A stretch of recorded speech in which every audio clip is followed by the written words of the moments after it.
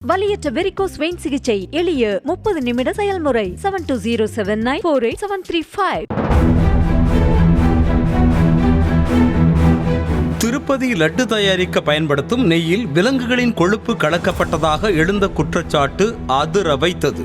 அதனைத் தொடர்ந்து ஆந்திர துணை முதலமைச்சரும் நடிகருமான பவன் கல்யாண் 11 நாள் பிராயச்சித்த விரதத்தை மேற்கொண்டார். விரதத்தின் இறுதி தினத்தன்று திருப்பதி ஏழுமலையானை தரிசித்துவிட்டு பொதுக்கூட்டத்தில் பேசிய பவன் கல்யாண், தமிழ்நாட்டில் இருக்கும் தலைவர் ஒருவர் சனாதன தர்மம் வைரஸ் போன்றது, அதை அழிக்க வேண்டும் என்று கூறுகிறார். நான் அவர்களுக்கு ஒன்றை சொல்லிக்கொள்ள விரும்புகிறேன். சனாதன தர்மத்தை யார் அழிக்க விரும்புகிறார்களோ அவர்கள்தான் அழிந்து போவார்கள் என்று திமுகவையும் தமிழ்நாடு துணை முதலமைச்சர் உதயநிதி ஸ்டாலினையும் மறைமுகமாக விமர்சித்தார். அதுவரை ஆந்திர அரசியலையும் லட்டு விவகாரத்தையுமே கையில் எடுத்து பேசி வந்த பவன் கல்யாண் ஆந்திர பார்டரை கிராஸ் செய்து தமிழ்நாட்டில் ஆட்சியில் உள்ள கட்சியை விமர்சித்து பேசியது தமிழ்நாட்டில் பல கேள்விகளுக்கும் விவாதத்திற்கும் வழிவகுத்தது.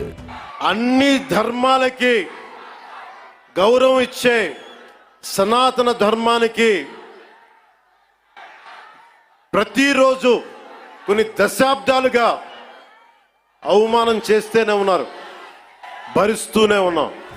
திமுக மற்றும் அதன் தலைவர் ஒருவர் மீது இத்தகைய விமர்சனம் வைத்த அடுத்த 2வது நாளில் அரசியலில் திமுகவின் நேரடி எதிரியான அதிமுகவையும் அதன் தலைவர்களையும் பவன் கல்யாண் புகழ்ந்திருக்கிறார். அதிமுகவின் 53வது ஆண்டு விழாவிற்கு வாழ்த்து கூறிய அவர், மயிலாப்பூரில் பள்ளியில் படிக்கும் போதுதான் ஒரு திருக்குறள் மூலம் தன்னுடைய ஆசிரியர் எம்ஜிஆரை அறிமுகப்படுத்தினார். அன்றில் இருந்து எம்ஜிஆர் மீது தனக்கு அன்பும் மரியாதையும் உள்ளது என தெரிவித்தார். மேலும் எம்ஜிஆர் மற்றும் ஜெயலலிதாவின் தொலைநோக்கு பார்வை தலைமுறை கடந்தும் பலரையும் ஈர்க்கும் என்றும், சமத்துவம், சமூக நீதி உள்ளிட்டவைகளில் நமக்கு வழிகாட்டியாகவும் இருக்கிறார்கள் என்றும் பவன் கல்யாண் புகழ்ந்திருக்கிறார். மேலும் வரும் காலங்களில் எடப்பாடி பழனிசாமியின் தலைமையில் அதிமுக மேலும் செழிக்கும் என்றும் பவன் கல்யாண் தெரிவித்திருக்கிறார்.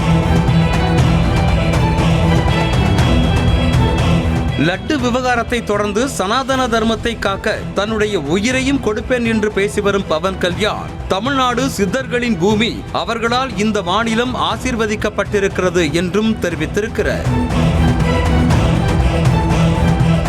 லட்டு விவகாரத்தில் நடிகர் கார்த்தியை எச்சரித்து பின்னர் திமுகவை விமர்சித்து தற்போது அதிமுகவை பாராட்டி வருகிறார் பவன் கல்யாண். தமிழ்நாட்டில் அரசியல் ரீதியாக மட்டுமில்லாமல் சினிமா மார்க்கெட் கூட இல்லாத அவர் தமிழ்நாட்டு அரசியலில் அதிமுக சார்பு நிலையை ஏன் எடுத்தார் என்ற கேள்விகள் எழுந்துள்ளன. மேலும் திமுகவை விமர்சித்ததால் எழுந்த எதிர்ப்பை அடுத்து தமிழ்நாட்டின் ஒரு தரப்பில் இருந்து தனக்கு ஆதரவை பெற வேண்டும் என்ற எண்ணத்தில் அதிமுகவை புகழ்ந்திருக்கிறாரா என்ற கேள்விகளும் பவன் கல்யாணுக்கு எதிராக வலுத்துள்ளன. ஆந்திர அரசியலில் ஆரம்பத்தில் பவன் கல்யாண் இருந்ததற்கும் இப்போது துணை முதலமைச்சர் என்ற பவரில் அமர்ந்த பின்னர் பவன் கல்யாணின் பேச்சுக்கள் மற்றும் நடவடிக்கைகள் நேர் எதிராக மாறியிருப்பதாகவும் அவரை தொடக்க காலத்தில் இருந்து பின்பற்றி வருபவர்கள் விமர்சிக்கின்றனர். வலியற்ற வெரிகோஸ் வெயின் சிகிச்சை எளிய 30 நிமிட செயல்முறை 7207948735. செய்திகளை உடனுக்குடனும் துல்லியமாகவும் தெரிந்து கொள்ள சப்ஸ்கிரைப் பண்ணுங்க.